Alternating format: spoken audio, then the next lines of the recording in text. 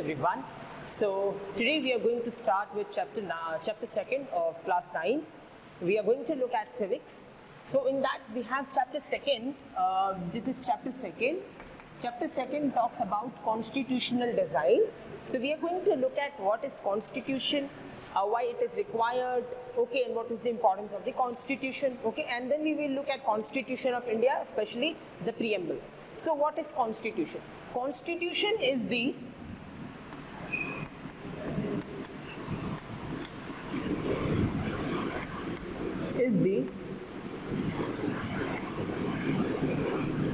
supreme law of the country.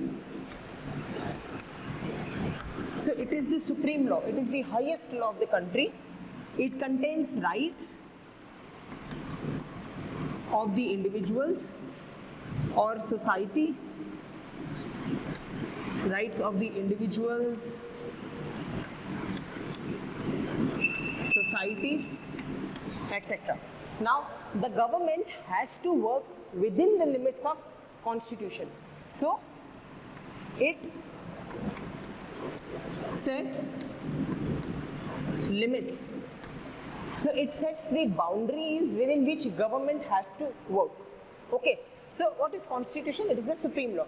Now, constitution is an essential thing because it makes sure that the rights which are included, okay, the rights which are included in the constitution are not violated. Suppose Indian constitution mein there is one right which is right to equality. Right to equality means everyone will be treated equal, okay.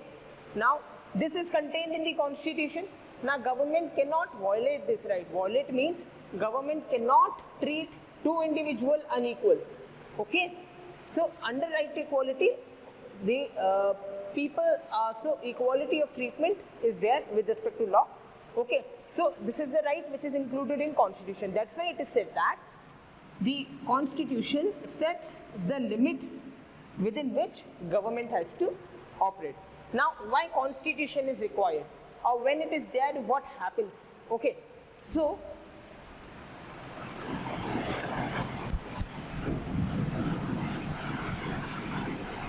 one thing is that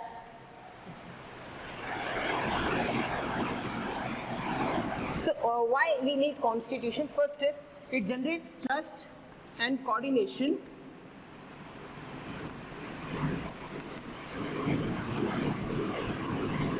that is required in a society,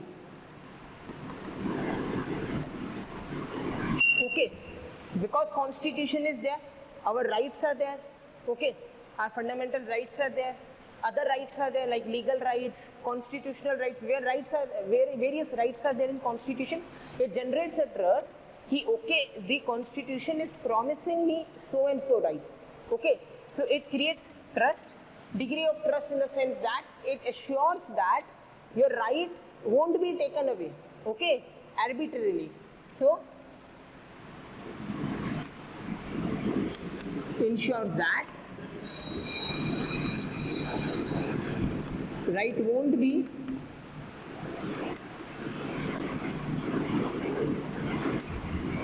taken away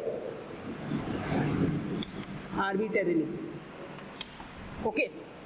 So this is the first thing. Second is it provides mechanism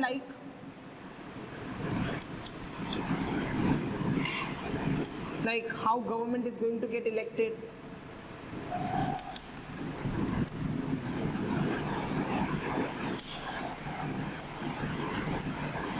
okay, who will be the supreme ruler,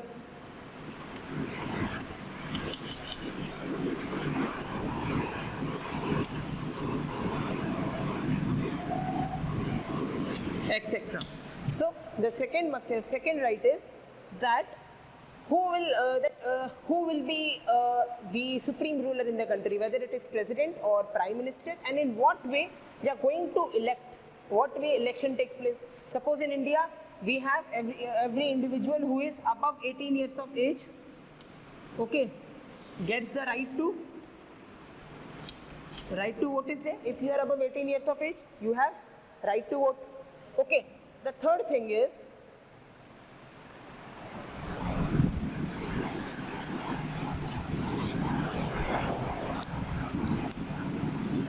it sets limits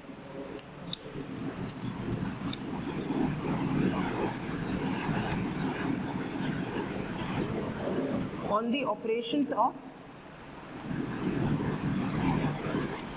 government. So it creates a framework within which government has to work. It implies that government cannot go beyond the limits. Okay, so it sets limits on the operations of government. So in what way limits are set? Limits are set by defining citizens' right,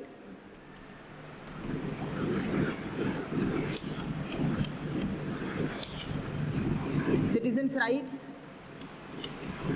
Then you have duties of the government, not all, but some. What will be the duties of government? Okay, so the third thing is that why constitution is required. Now, apart from this, that the fourth thing here will be it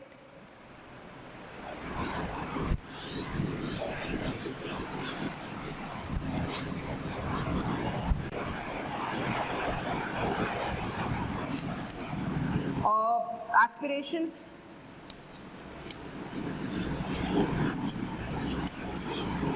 of the people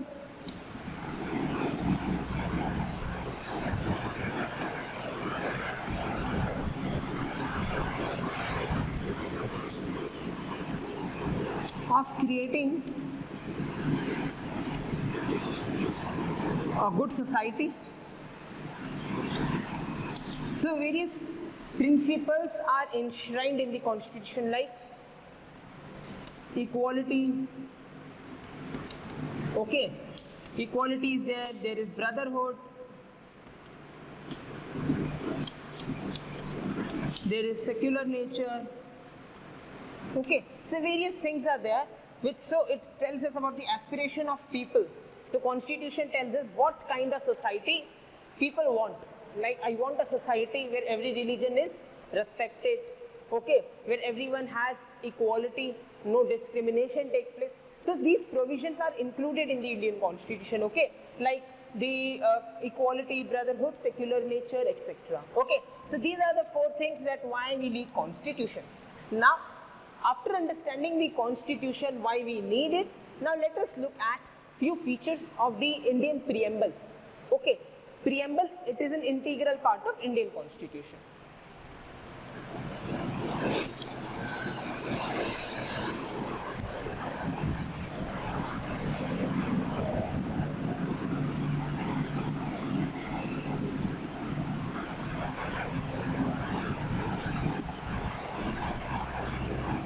Preamble. What is preamble? It is an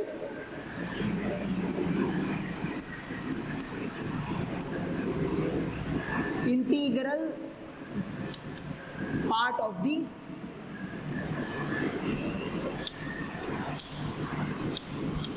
constitution. So it is an integral part. Now it is also an introductory part because it tells us what the constitution wants to achieve. So also tells us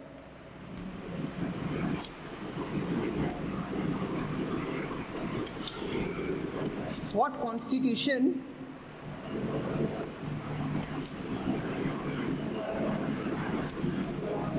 wants to achieve. Okay. Now preamble, it actually gives us the introduction of the constitution, and it is very, very important. Now let us look at few features of the preamble. So preamble starts like that: we, the people of India, having solemnly resolved to constitute India into sovereign, democratic, secular, socialist country. And then there are certain principles like equality, liberty, etc. So now we will look at all these. You should remember the preamble, okay? So you should learn the preamble. It is written in the book. So right now we are going to look at few features of the preamble.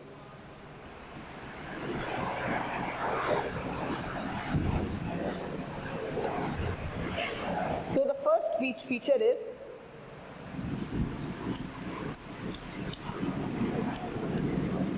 sovereign. Second is secular. Third is liberty.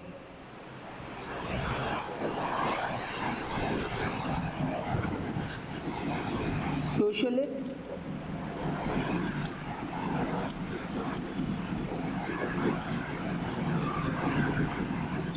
Democratic. Okay, now let us today look at these 5 principles.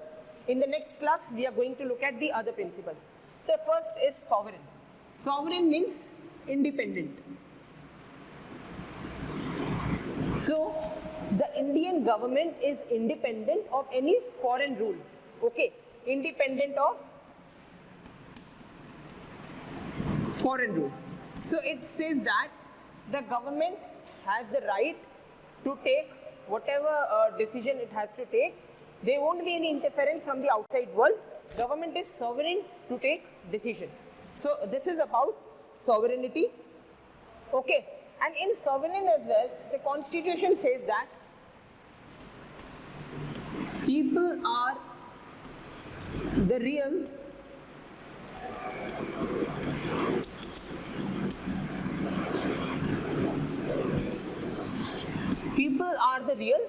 decision makers. Okay.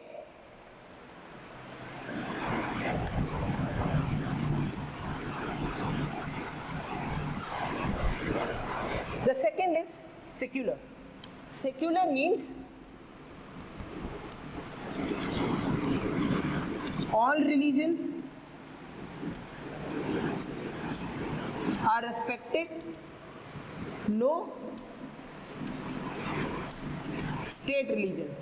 State religion means India accepts all forms of religion, whether it is Hindu, Muslim, Sikh, Jainism, Buddhism, any religion, India accepts it. Okay, so there is no state religion. Like in Pakistan, you have Islam as a religion. In Saudi Arabia, you have Islam as a religion. In India, there is no state religion. Every religion is respected. Every religion is respected and it is accepted. So there is no state religion. This is a very essential condition. Third is liberty. Liberty means people have certain rights. Like I have certain rights, like right to freedom, etc. So liberty, certain liberties are given on the people.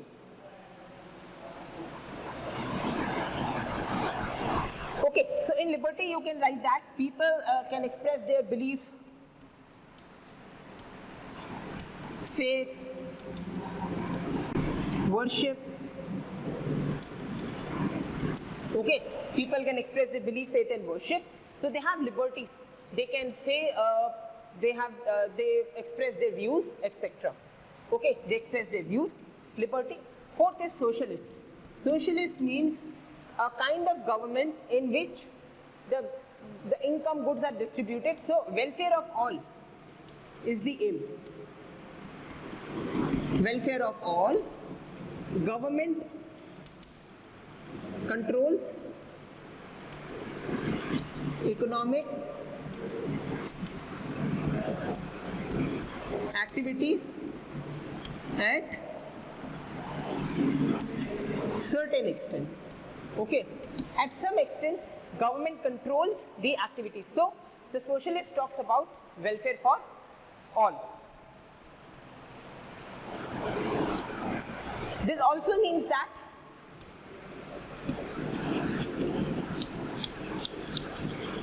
wealth should be distributed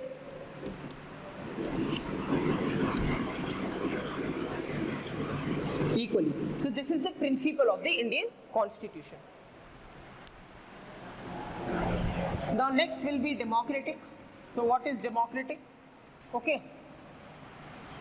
So when we talk about democratic, democratic means democracy is there. Okay.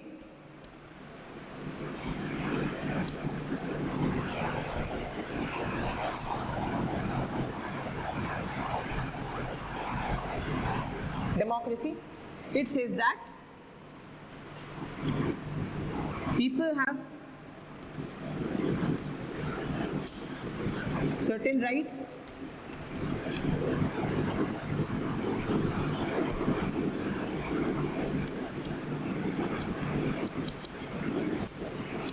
they are decision makers. People have certain rights and they are decision makers. So this is about democracy. So everyone who is above 18 years of age has the right to vote. So people elect their government. So it is people who elect government. So these were the few principles of the constitution features which we have described. In the next class, we are going to look at further important things about preamble. Thank you.